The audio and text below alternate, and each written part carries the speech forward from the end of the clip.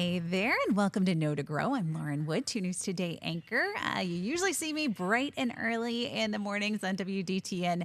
But some of my favorite things to do when I get home include gardening and hanging out on the farm.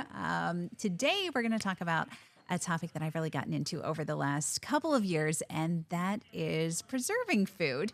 I am joined today by Pat Holmes. She is the Family and Consumer Sciences Educator for Montgomery County. Pat, thank you so much for being with us. Thank you for having me. All right, and this is a really important topic. I know it seems like since COVID, a lot of people have really gotten into canning and preserving. And if you don't do it right, it can be downright dangerous. That's very true. Mm-hmm. You want to use a tested recipe, not just something that you see in social media or that somebody talks about, Right. and you don't want to modify those recipes. We'll probably talk about that again later. Now, tell me how you became an expert in this. How did this become your career? Well, I try not to call myself an expert, but often extension educators are viewed in that way. Mm-hmm. I grew up on a farm here in Montgomery County, actually, and decided I might want to be a teacher, and looked at different fields and decided for home economics, following my being a 4-H member in our club. So I pursued that degree, and here I am. And fun to be back in my home county where I grew up in 4-H. Absolutely. How long have you been here with the Extension Office? I've been 13 years now with the Montgomery County Extension Office. Okay. And a few years before that was also in another county, in a rural county. Oh, okay. Which county were you at I before? was in Preble. Okay, gotcha. All right. I'm sure we have a lot of Preble County people watching as well. They'll probably recognize you. What are some of the things that you're most interested in when it comes to family and consumer sciences? Well, my specializations are in healthy relationships, family wellness, and family healthy finances. And then I also do the healthy people, which preserving your food fits under that, amongst other things. But we have program assistants who teach nutrition education, and so I'm pulled away from that a little bit because they're grant funded, and so we use them for those requests for nutrition education. They do a free series of classes with the FNEP program. Let's talk a little bit about that healthy people aspect and how gardening and food preservation fits into a healthy lifestyle, a healthy diet. What are some of the changes that you see in families when they really start to take an interest in this? I think they start to actually eat healthier and have more fruits and vegetable choices.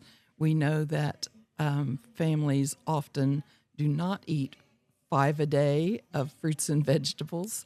And if you're growing your own produce, whether that's fruits, whether that's veggies, you are more likely to be eating some of those foods too. I've noticed a big difference in my kids. Things that even, last fall or winter, they weren't interested in eating, and now they've helped grow. And we had a garden last year. It wasn't quite as big and didn't do quite as well as we did this year. I've been amazed at my 6-year-old especially. She walked up. I was cutting some peppers up to freeze that we just harvested yesterday, actually. She's like, "Mommy, can I have some of those peppers?"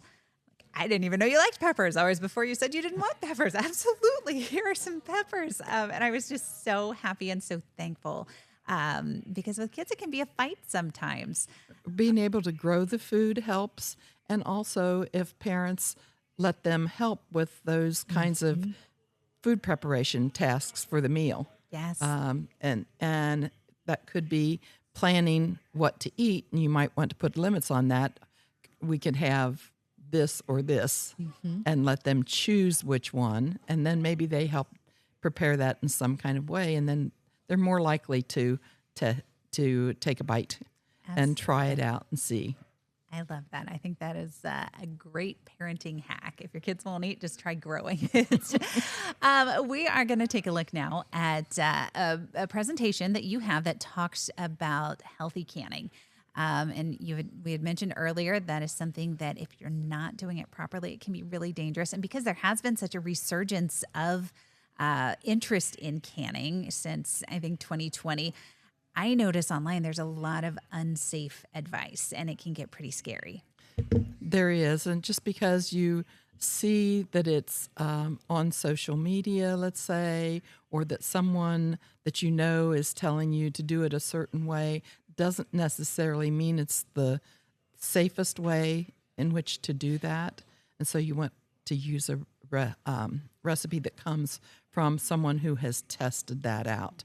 And the National Center for Home Food Preservation is a good site. If you just start typing in National Center, it will pop up. Yep. It will pop right up. And it is the recommended source used not only within Ohio Extension, but also all of Extension across the nation. And in some cases, they have had people from other countries actually accessing their information. And they're at the University of Georgia, right? They're located at the University of Georgia, Okay. and they have done all the research on all the information that's out there. And it's also the research that was done for the USDA food home. Let's see, USDA home canning guide. If you happen to have that, it's still dated as 2015, but it's still good, reliable information. Okay. And you mentioned just a second ago, it's not just the social media recipes you have to be concerned about. Sometimes the things that even my grandma did it this way, that may not be the safe way to do it. Or I think I did this and then I did this. I think I put about this much of something in it. I think I processed it for about this amount of time. If you find yourself thinking those kind of estimated thoughts, go ahead and take a minute before you get started and look it up and read that. Even just refreshing yourself on the steps. I had a friend who had to redo an entire canner load because she forgot to vent the canner. And it was something that she'd canned for years. She knew that that was something she had to do, but it was her first canner load this season and just completely forgot. So having those steps definitely kind of right in front of you can help. Well, I'm going to call up our presentation that you have here, and you can kind of walk us through your advice. Okay. Well, as you can see, there are several methods, and you probably already know that, especially if you're watching this, of preserving your food. So canning, freezing, drying, fermentation are all possibilities. So there's some equipment setting out for all those different possibilities. I see we've got our water bath canner, and what is that? Is that a crock for A fermenting? crock. Okay. The new crocks are actually more like buckets, but they're heavier duty buckets. You don't just use any bucket. Okay. Are there safety issues that we need to be concerned about with fermenting as well, as far as equipment goes? I always have to look that up. I never did that. My grandfather was the one who made sauerkraut for the whole family. Yes. All right. And then, of course, freezing and drying. I know a lot of people like to dehydrate things. Right. Food preservation is all about extending the life of the food, because if you just let, for instance, the apple sit there on the table, it's going to start deteriorating. It's the natural process. Once it ripens, then it starts to over-ripen. And so how can we, with all of our foods, extend their life so that they're there when we want them, not just seasonally? All right. So talk to us a little bit about the basics when you're handling food safety. I decided that this probably needs to be said early on and can't be said enough. Yes. During COVID, we found out that people started listening to what we as home economists and family and consumer sciences educators were talking about, washing your hands frequently. And so when you're preparing food, you don't want the chance of any bacteria or microorganisms to be added into the food at any point. So it starts with washing your hands. You want to do that 20 seconds before and after handling food. And you want to sanitize the spaces and the things. So cutting boards, utensils, countertops, and you can make your own solution. You don't have to buy an expensive sanitizer. What you need to know is that the chlorine bleach that you use should be unscented, and it would be 1 tablespoon per 1 gallon of water.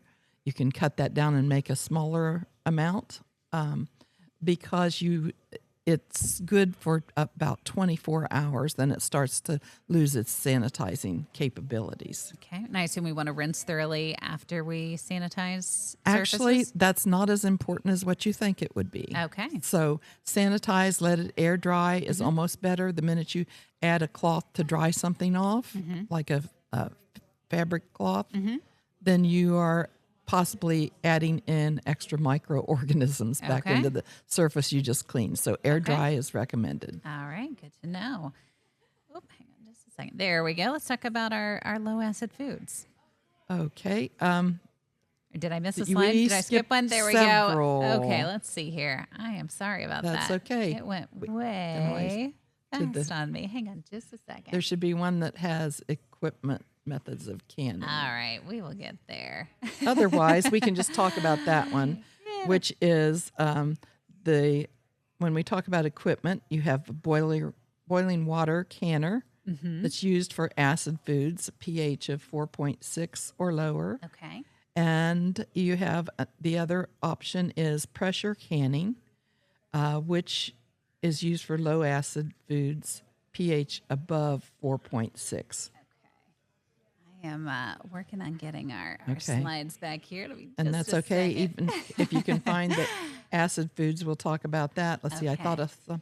All There's right. the canners. Okay, And here's so our with the acid foods. canners, I will say you might have on the pressure canner one with a dial type gauge, or you might have one that is weighted, Okay. has a little round disc that has a hole that's marked 5, 10, 15 pounds. And those some people refer to as jigglers.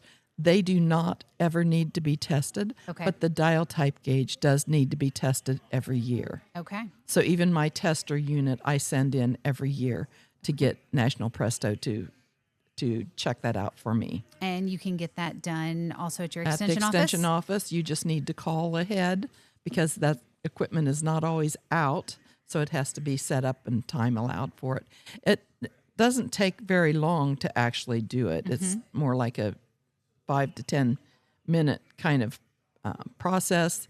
And then I usually talk with people to see what kinds of foods they're canning and help them find access to those things that they're interested in. Okay. And then I know there are all different brands of canners. Does it matter what brand? Are there certain brands It that are... doesn't particularly, but you want your canner to fit your burner. Okay. That's very important, and go no more than a couple of inches around out from the edge of the burner. The exception might be if you have a glass top stove. You don't want to can on that unless your directions for your stove say that you can safely can on that. Okay. And then I know some people want to can outside. Do you have to be careful if you're using a particular kind of burner outdoors? Are there things that you want to use or want to stay away from? You can do that, but you definitely want to. There's good information about exactly what to look for if you're using a separate unit for canning. Okay. Lots of details, more than what we can do in this short period of time. Gotcha.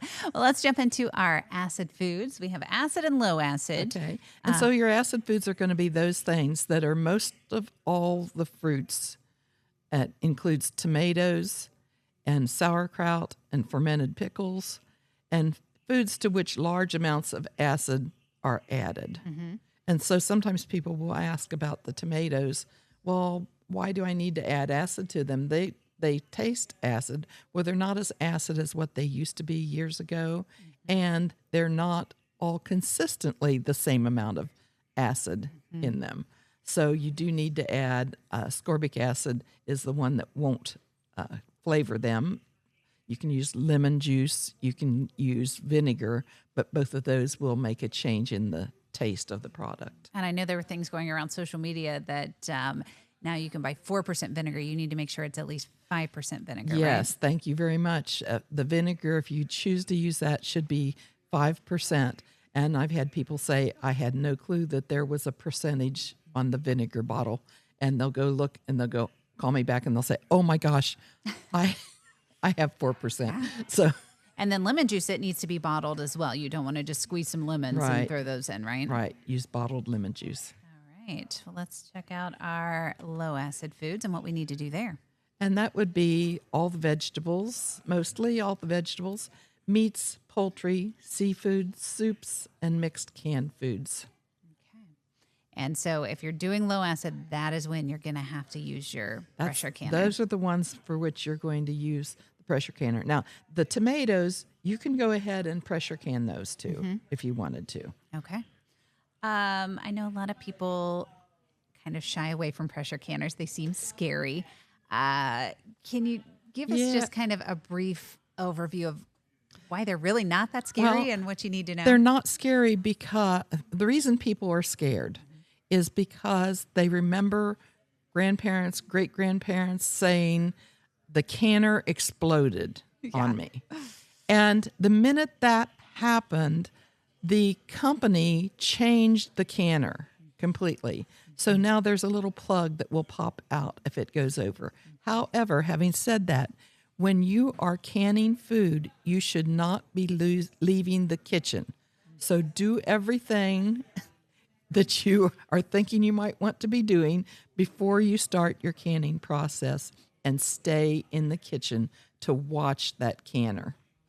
All right. We are going to take a quick break here. We need to take a little commercial break, and we'll be right back and talk a little bit about why those low acid foods have to be pressure canned. Stay with us.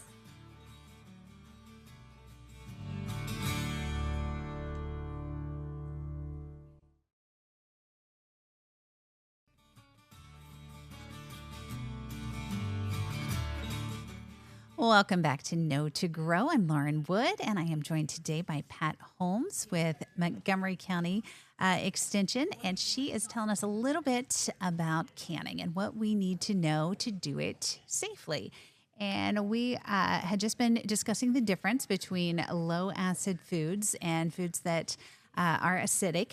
And we're going to talk about why those low acid foods have to be pressure canned to be safe. Pat, can you dig into that a little bit and kind of what the danger is? Yeah, the danger is that the Clostridium botulinum, which you have heard of before and sometimes is just referred to as botulism, it forms some heat-resistant spores, and they require much higher temperatures for destruction. So we need to pressure can these low acid foods like vegetables, meats, poultry, seafood, soups, mixed canned foods. Part of the problem becomes the fact that water boils at 212 degrees Fahrenheit, and you need a hotter temperature than that in order to kill the spores. Okay. And it's really important that you follow kind of these tested recipes, because I know density is a major issue. Like if it's too dense, you're not going to get it up to that temperature. Sometimes they'll call it density. Sometimes they'll say viscosity, especially on those foods that are more have more water in them, like, for instance, a zucchini. We used to say you could can those, but now the recommendation is do not can them. Okay. Just not at all. Yeah. Keep those gone. Okay. Well, let's talk a little bit about those, what you need to know as far as the basics go, and what you definitely don't want to do. Okay. You want to be sure that when you are packing the jars, that you're not using a table knife. That's, we all learn. And when I became an extension educator and took the training for food preservation, I learned that is why the jars that I used, which had been my grandmother's, were randomly breaking out in the bottom of the canner. She used a table knife to pack the food. It should be something wood or plastic, not metal. She was putting little scoring marks in there without knowing it. And if you've ever gone to get a piece of glass cut to size for something, they score across it 2 or 3 times, one way, the other way, and then they wiggle it and it cracks. And with the heat, that's what was happening with my jars. So we all learn, and once we know, then we should not do some of these things that we've done previously. And we want to That's nothing, not to say there was something wrong with what my grandmother was doing, except she just did not know. right. So another important thing is to be sure that you're venting the canner Okay. completely for 10 minutes, letting that steam just roll out of there for 10 minutes. Right. You want to get all the air out of the canner. That's how, that's what you're doing even within the jar. It's pulling some of the air out. Okay. And then following the directions exactly. Now, that was something we kind of touched on earlier. Yeah. That is just imperative with this. Sometimes people will decide to add more of something because they like it with more. But once you open that jar of prepared food, you could add more sugar to it if you wanted to, for instance. So just don't add those, because the percentage of ingredients and the size of the pieces are tested for those recipes that, like USDA Home Canning Guide and the National Center for Home Food Preservation. And Yes. we can talk about that a little bit. The reputable sources, where you want to go to find those recipes, and just kind of the how-to for all of this. Yeah, and so I've mentioned a couple of those. So Easy to Preserve is also a book. The latest one I've seen is the 6th edition. It was in 2014. There might be one since then. And OSU Extension has Ohio Line fact sheets. If you go to ohioline.osu.edu, and then you click on the picture of the thing. So for food preservation, you're going to click the food picture, and then you can search by the topic that you're looking for, or you can click at the top. It'll say click here, and you click and it alphabetizes everything. So if you do that, you want to look under C for canning, F for food preservation, for the different kinds. It could be under more than just canning. Okay.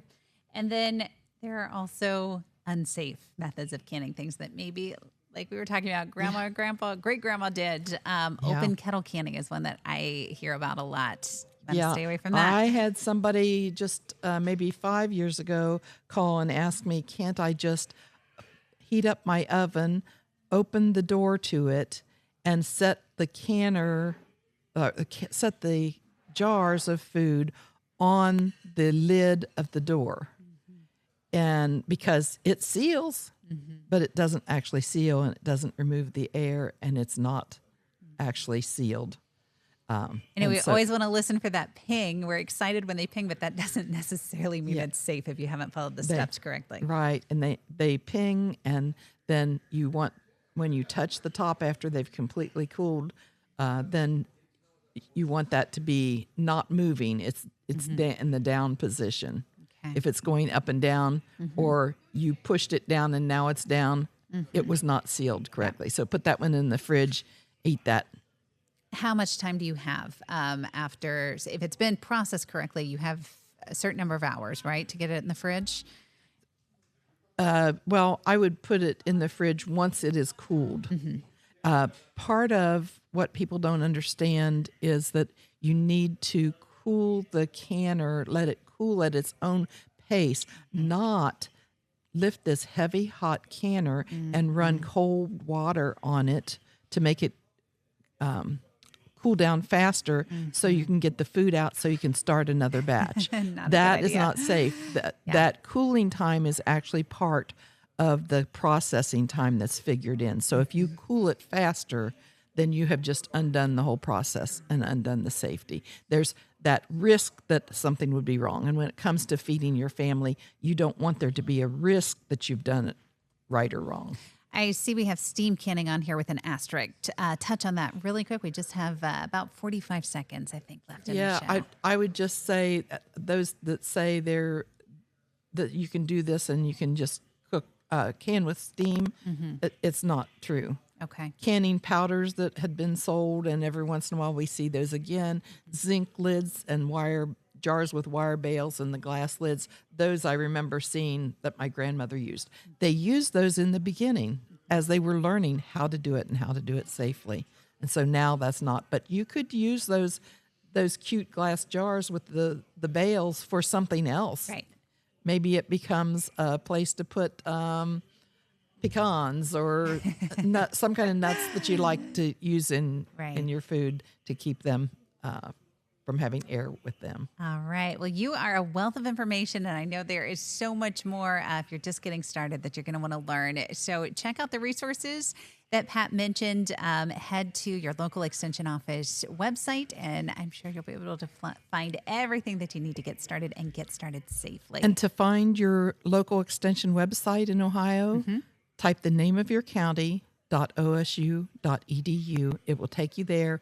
You'll be able to see staff. Is there a family and consumer sciences person? You'll be able to find their phone number and all the other information that they have. All right. Perfect. Pat Holmes with Montgomery County Extension. Thank you so much for being with us today.